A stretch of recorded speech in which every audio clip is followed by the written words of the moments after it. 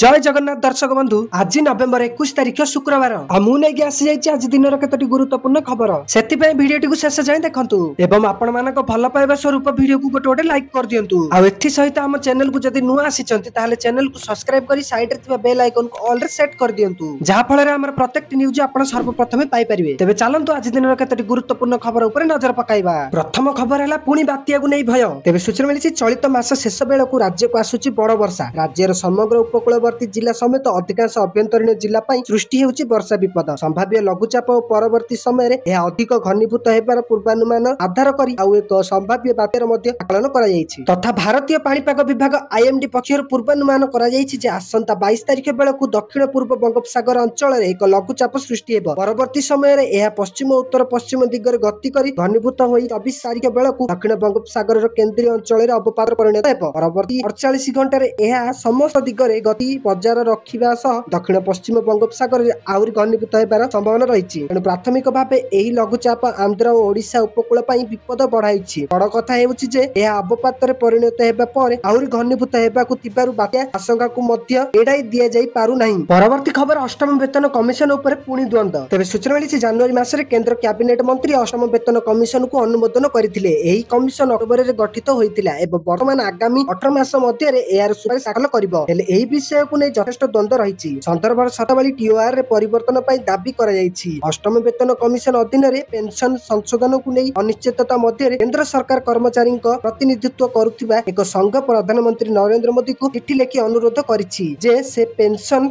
लाभ रे संशोधन पई अष्टम वेतन कमिशन रे टीओआर रे परिवर्तन करबाकू निर्देश दियंतु। परवर्ती खबर एबे गला वेरिफिकेशन चिंता आसुची नुआ आधार आप तेबे सूचना मिलिछि आधार कार्ड जारी करुथिबा कर्तृपक्ष संस्था भारतीय स्वतंत्र परिचय प्राधिकरण यूआईडीएआई खूब शीघ्र एक नूतन आधार आप लॉन्च करिबो जहां इंटरनेट संजोग बिना मध्य संपूर्ण सुरक्षित एवं कार्यविहीन परिचय जांच करबाकू अनुमति देबो एही आप साधारणतः नागरिक मानकु सेमानकर व्यक्तिगत सूचना उपरे संपूर्ण नियंत्रण प्रदान करिबो एवं तथ्य लिंक किंबा अपव्यवहार आशंका को यथेष्ट ह्रास करिबो यूआईडीएआई अधिकारी माने कहते जे नूतन आप ऑफलाइन आधार जांच सुविधा प्रदान करिबो व्यावहारिक माने सेमानकर संपूर्ण आधार सूचना किंबा केवल जरूरी विवरणी इच्छा अनुसार शेयर करि परिबे। गुरुत्वपूर्ण कथा हेउछि इंटरनेट नथिबा समय रे मध्य मुह चिन्हट तथा ऑफलाइन फेस वेरिफिकेशन माध्यम रे उपस्थित निश्चित करा जाई परिबो आधिकारिक अनुसार एही आप आधार कार्ड न देखाई होटल चेक इन आवासिक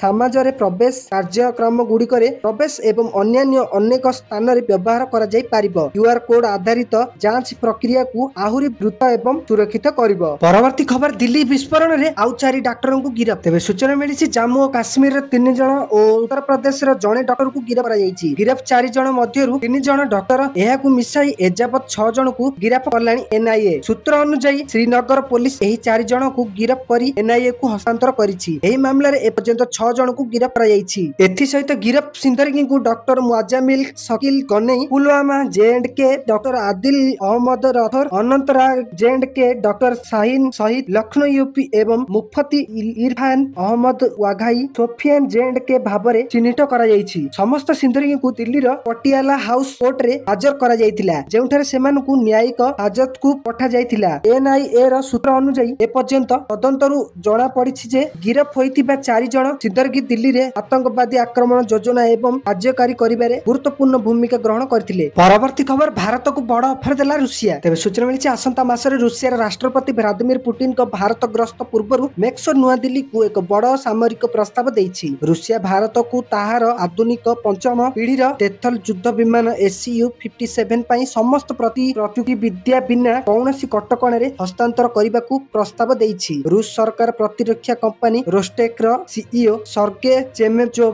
कहिसंति जे एही प्रस्ताव रे इंजिन सेंसर टेथल सामग्री एवं अन्य उपकरण उत्पादन समेत समग्र पंचम पीढ़ीर इकोस्टिम को भारतर पई खोलिबाकू प्रस्तुत अछि प्रारंभ रे रूस रे उत्पादित SU-57 विमान जोगाई दिए जिवो एवं पर्यायक्रमे एहार उत्पादन भारत को स्थानांतर करा जिबार योजना रहिछि SU-57 व्यतीत मैक्सो भारत को एहार एकक इंजिन विशिष्ट स्टेथल युद्ध विमान SU-75 चेकमेट मध्य प्रस्ताव देई पारे बोली रिपोर्ट जना पड़ी। परवर्ती खबर पुणी लोकाभिमुखी हे पार्टी। तेज सूचना मिली गंजाम जिला सानखेमुड़ी ब्लॉक मौला भंजा पंचायत अंतर्गत तिलेश्वर ग्रामर ठाकुराणी मंदिर परिसर में सानखेमुड़ी उन्नयन क्रियानुष्ठान कमिटीर एक आलोचना सभा अनुष्ठित हो जाइछि। सभारे वरिष्ठ कृषक नेता शंभु पंडा सभापतित्व करथिले। एकता सानखेमुड़ी ब्लॉक भारतीय कम्युनिटी पार्टी सीपीआई रो दुर्ग भावे परिगणित होइथिबा बेले ब्लॉक अध्यक्ष पद मध्य दखल करी साधारणतः लोकंक आस्थाभाजना होइथिला। स्थानीय विविध जनसमस्या को नहीं सीपीआई नेतृवृंद लड़ई जो प्रशासनिक स्तर में पार्टीर बेसी क्षति मध्य रही। वर्तमान पुणी थे से गौरवमय अतिथि को फेराइबाकू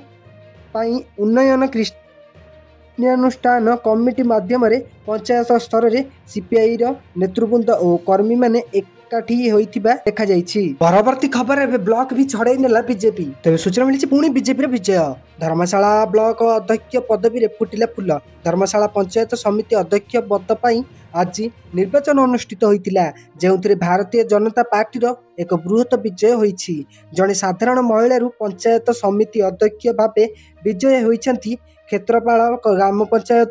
समिति सभ्य श्रीमती सुचिस्मिता दास। तेबे एही निर्वाचन हेबा पूर्व धर्मशाला रे अनेक राजनैतिक उत्साहता देखा जाइतिला। ब्लॉक अध्यक्ष किए हेबो ताकू नहीं राजनैतिक महल रे चर्चा आउ कल्पना